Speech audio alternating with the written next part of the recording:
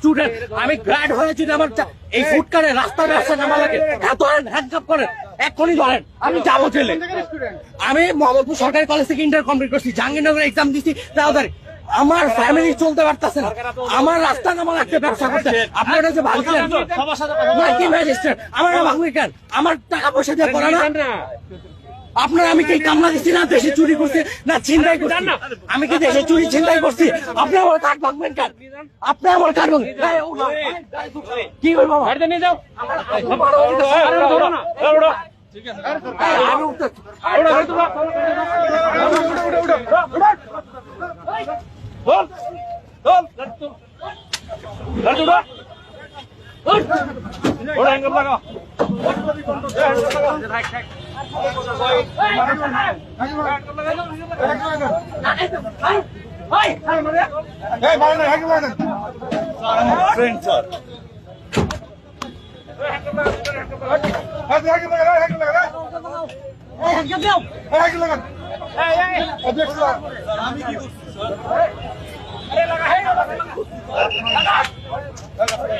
আস্তে আস্তে এই